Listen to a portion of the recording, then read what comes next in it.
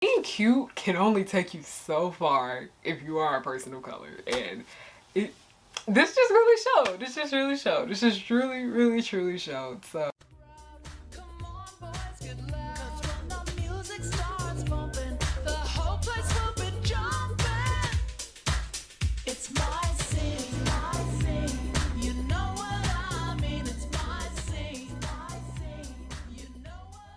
Hey y'all, it's Harriyanna and I'm back with another video. If you're new, hello, my name is Harriyanna and welcome back to the pirate ship, also known as Harry Hook's pirate ship. Always remember that I am the captain, you are not my first mate. I don't got no first mate, nobody's worthy of being the first mate.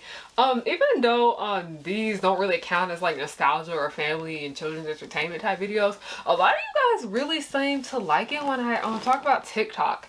And I hate to say it, I hope I don't sound ridiculous, but today's video, hush. My friend texted me as soon as I started this. Today's video doesn't really have an outline. It's just kind of like thoughts that I've been, oh my gosh. We gotta turn this off. Okay, if y'all hear my phone go off, I'm sorry. I'm so sorry. These gloves are hard to take and I'm not taking them off because this is a look, okay? Devin Carlson knew what she was doing when she put this together, okay? Okay. But yeah, today, speaking of Devin Carlson and, you know, white women on social media, white social media influence today, here on Harry Hook's pirate ship, y'all know we like to keep it real, okay? We like to keep it real. As much as I love Devin Carlson, I have to admit that she benefits from white privilege. A bunch of these white influencers benefit from white privilege, but there's something that has been happening recently a lot, specifically with white influencers, that's really kind of been bothering me as somebody that is a creative myself, as I am an actor, I'm a writer, I'm a model. I do a lot of stuff. The best way to put this, as the title says, you're not gonna be Addison Rae. So all of my content creators of color, you're not gonna be Addison Rae, okay? And you're not. And this is just gonna sit here and explain how I feel this way. So recently, as we guys know, they have made a remake of the movie She's All That, basically He's All That. Now personally, I wasn't that big of a fan of the original film, as I did like it, but it's so misogynistic. I thought it was a pretty cute movie though. I really did like it. Paul Walker, rest in peace to him, did amazing in it. I really do enjoy it. Josie from the Pussycats was in it. Josie and Lizzie's mom from Legacies is in it. I didn't watch Vampire Diaries, by the way, so that's how I know her. Literally, Freddie Prinze Jr. is in it. You will literally recognize everybody in this damn movie. Lil' Kim is in this movie. Usher is in this movie, okay? The movie is like a cultural phenomenon, okay? You literally will recognize everyone in it.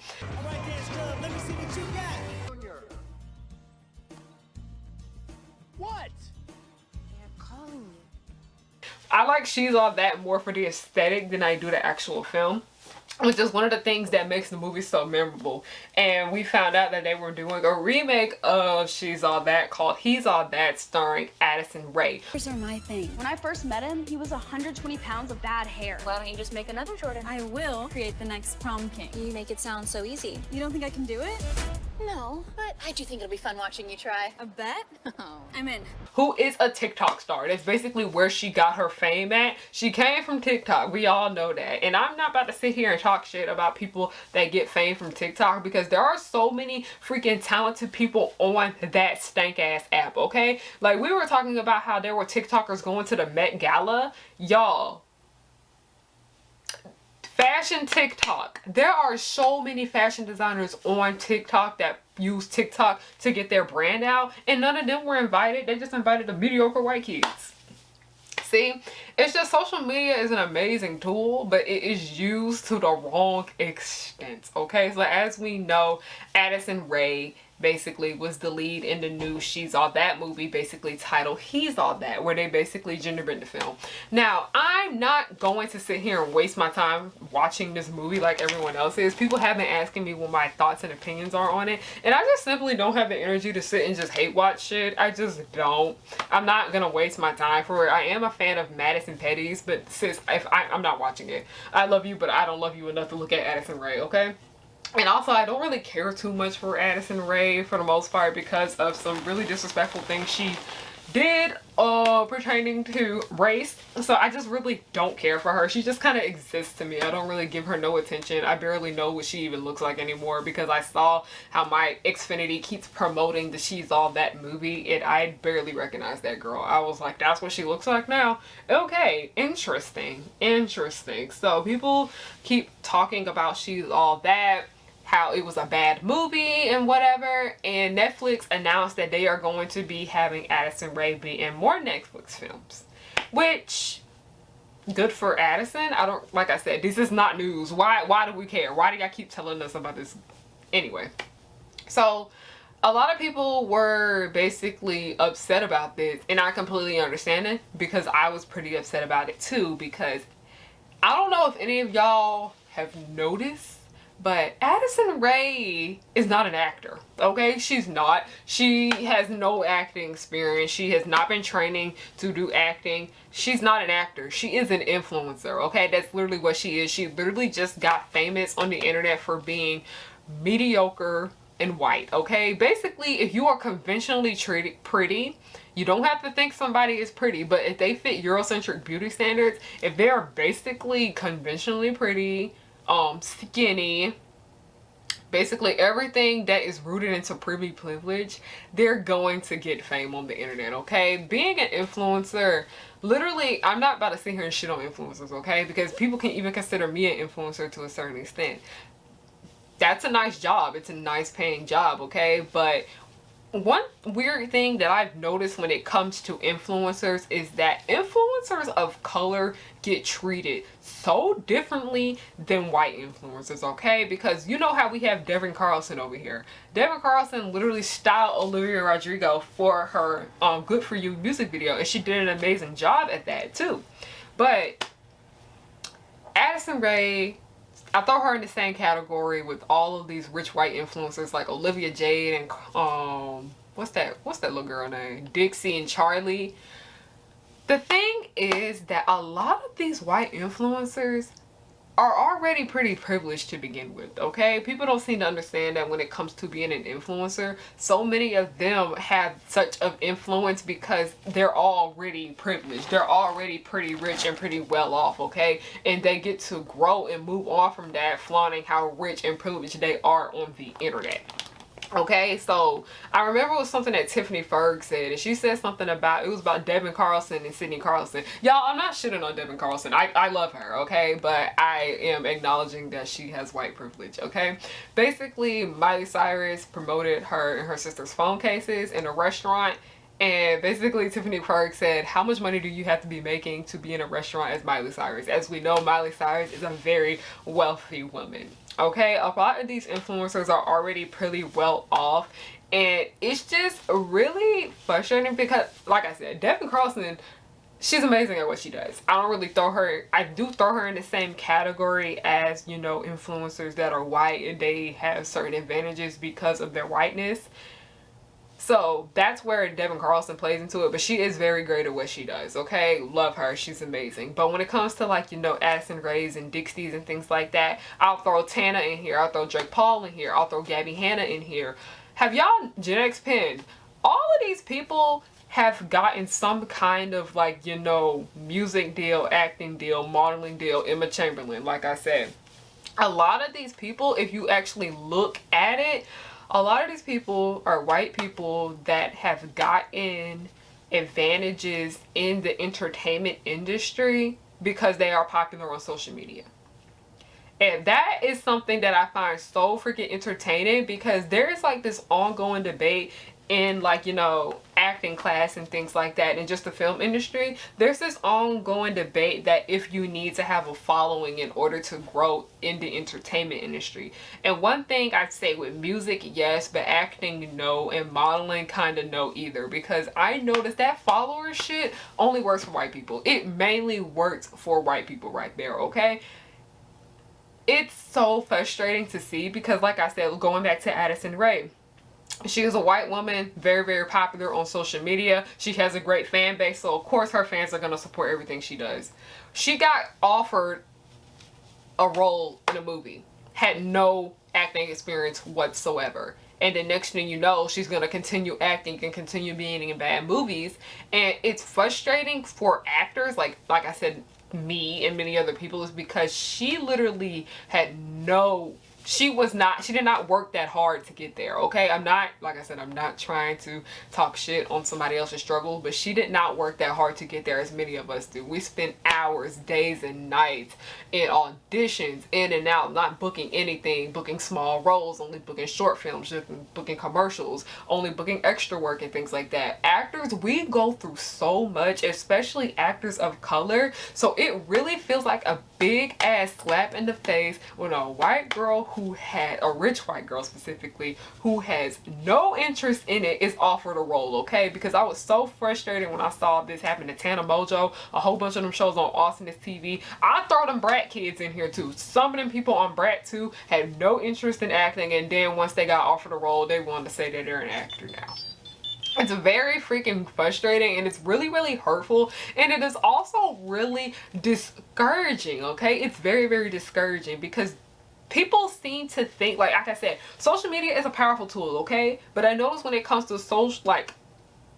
when it comes to creators of color, it is so difficult for us to just be able to get jobs in the entertainment industry strictly based off our social media, okay? Because people were talking about how I got the progenies going on, I got my own web show and whatever. Okay, that's just the web show. Me and my black ass knowing that right there is not gonna do that much for me as it will a little white kid on TikTok that blew up and they got offered a role in a movie. It's literally not gonna be the same thing for me. I have to work 10 times as hard to get like a fourth of what they got, okay? With Issa Rae is one of the few exceptions that I say, because she started off on the internet but then grew into this big empire. Super duper proud of her.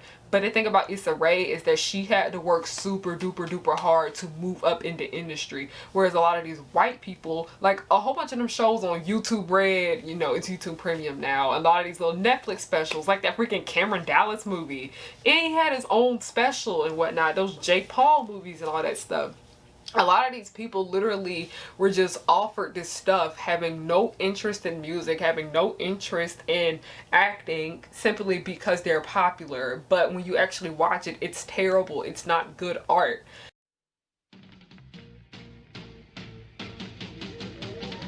Josie and the Pussycats, long tails and ears for hats, guitars and sharks and flats, neat, sweet, a groovy song, you're invited, come along. Hurry, hurry, see all the treasure on Navy's pants. We could be in it. Get on the train around 11. Last time that I saw you, it was heaven. You said that you got off around 7. I guess that I'm just a fool. The marks on your face leaves me to stomp and pace. I don't know where you've been and why your hair is. I know you're tired of having crusty ass lips. Wearing a mask all the time gives you no excuse. Head over to harriyannahook.com. Oh, you don't want that? Well, she has a bunch of other things to choose from. Don't worry. Pick yourself up something super cute because you're like super cute and stuff. And it sucks because at the end of the day, these companies do not care. They do not care about good art. They do not be caring about good creativity, because they know that if they have these super duper popular influencers, white influencers with millions and thousands of followers, that they're gonna get money out of it, okay? They know that their little fans are gonna sit there and watch all of everything that they're in, and it's just frustrating, and it's just so discouraging, like I've said earlier, because people don't seem to understand how serious creators seem to take their work, okay? A lot of these little influencers and whatnot, they don't really have interest in working in the arts. And the arts is an industry, especially as somebody that's always been in drama club and things like that, this is always an industry that people don't really take too seriously. They don't think that art is real work, and that's really what it feels like what a lot of these influencers are doing when they take modeling deals, they take fashion deals, they take brand deals. Well, brand deals are their thing. Acting gigs, modeling gigs, you know, all of that, starting their own fashion line where they don't know nothing about fashion. All of that is really freaking frustrating because people see these types of jobs, they see them as easy, lazy money, and they can just go ahead and start it and have a successful career and go.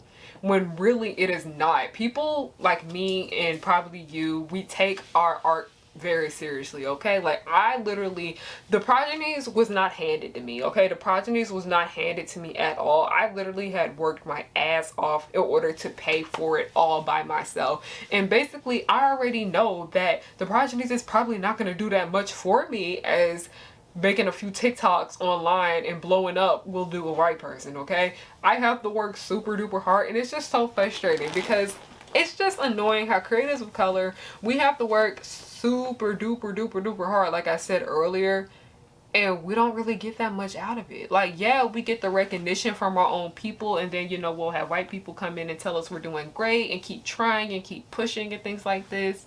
But seeing that Addison Rae, somebody that don't care too much for the craft of acting or just filmmaking in general, is literally offered a whole bunch of new movie deals, really hurts. It really just freaking hurts, and it's really, really frustrating, and it's annoying because the people that sidelined her in the movie, I think that what made it more frustrating, were actual actors, like real actors. It'd be one thing if it was like them little YouTube premium shows where it was just YouTubers acting with each other, but no, these were like real seasoned actors. Like, you had Madison Pettis and you had Robbie from Cobra Kai in there. Like, no ma'am, no ma'am, no ma'am, no ma'am, no.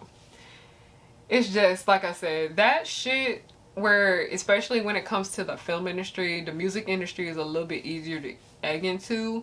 That entire thing about how you need a following on social media really is complete BS if you are not white, okay? Like, literally, there are so many. I remember I went to Actors Link Up, and it was her name is Alex Apri, very, very talented girl. She still like benefits from colorism and things like that because she is a light-skinned woman. It's Casey from Inside Our World, and we're here with Alex Apri. How you doing? I'm good. How are you? I really looked up to her when I was in middle school. She was talking about how hard it was for her to break into the film industry because she grew up doing music, but then she wanted to act. That's really what she was interested in. And I was so confused at how hard it was for her because she already was popular online. She already had a big following. And then I realized that being popular on social media really don't apply to you if you are not white, okay? Because I remember Karrueche had the same problem too, as she is pretty big online. And for me, you know, starting off my acting career, I've been acting for like 5 years or so, which is still early, you know? And so I'm expanding myself as an actor and as an artist and as a creative. And so, you know, to be able to dig deep into these type of roles and just expand is amazing. And I wanted to be a part of this project. It's such, you know, a powerful message, such a strong movie. And she was talking about how she really wanted to get into acting. And even though, like I said, Karrueche is a biracial woman, she is half Black, half Asian, she does benefit from colorism, but even her talking about how difficult it was for her to book roles, okay? Like, you see, like, I'm naming like pretty big people, like Alex Apri is a musician, Karrueche is a model and influencer. I am naming people of color that are pretty big on social media and how hard it is for them to get jobs within the film industry. Like, I'm telling you, it's not that simple. It's not that easy, okay? Black people, people of color have to work so freaking hard to literally get a crumb of what they get. Like, I've said that numerous times, but this is something that I have always been told since I was little, since I have grown up, that we gotta work so freaking hard to get every little thing that we have, especially in the entertainment industry, because the entertainment industry is an industry that needs people of color, okay? This industry needs people of color because, yes, I do believe that white people and straight people can write good LGBTQ stories and stories about Black people and Asian people and Pacific Islander people and whatnot, but a lot of times y'all fall very flat. And why not just bring a creative and color in instead of you trying to figure out how to work it? it's just little things like that that just upset me. Little things like that that just really like piss me off. And I'm just really tired of it. I'm just over it. Like I said, it's just hurtful. It's just discouraging as a creative myself. But you know what? I'm not gonna give up.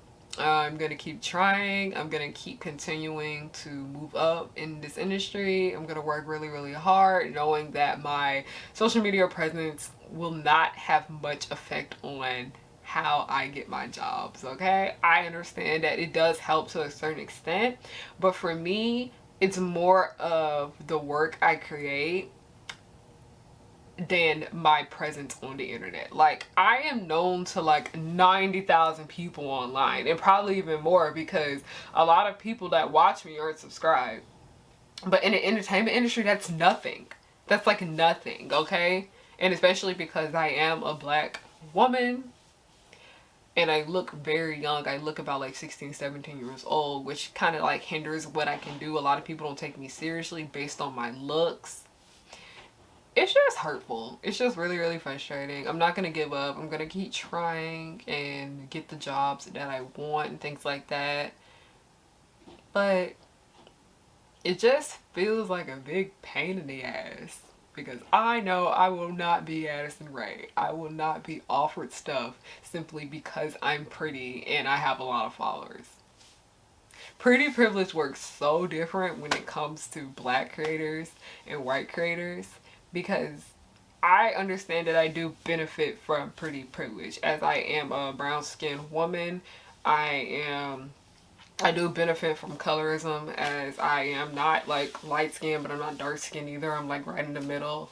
I understand that a lot of people do simply just watch my videos because they think I'm pretty. I am aware that I do have pretty privilege. Like I said, I am fairly skinny for the most part. I am aware that my looks give me an advantage on the internet, but being cute can only take you so far if you are a person of color. And this just really showed. This just really, really, truly showed. So that's all I'm gonna say right now, because I'm just kind of frustrated. If you like this video, please make sure you give it a thumbs up. Whew. You're not gonna be Addison Rae. Okay, keep working hard. Don't give up on what you do. But some days we get discouraged, and that's alright. If you like this video, you want to know the best way you can support me? Support my show. Support my freaking web show called The Progenies. Okay, The Progenies is a Descendants fan series that I and many other people are working really, really hard on. Our playlist with all the episodes will be down below. What else? Follow me on everything. Support my shop. Shop opens up this week. Not this week, probably next week. I don't know when I'm posting it. September 15th, shop opens up. I got so much super duper cute merch coming. I have a Patreon. Most expensive tier is $5. Cheapest is $1. Yeah, that's all I gotta say. Love you guys. Thank you guys for watching, and have a good night. 'Cause I work hard to get to this point in my life. I'm blowing up, so don't hate, just congratulate. The whole Powerpuff Girls will just blow your mind. Buttercup like villains 3 at a time. Bubbles will smile while kicking your butt, and Blossom will lead them out of their rut. Cherish and Powerpuff, 2 of a kind. Both wanna save the world before bedtime. From towns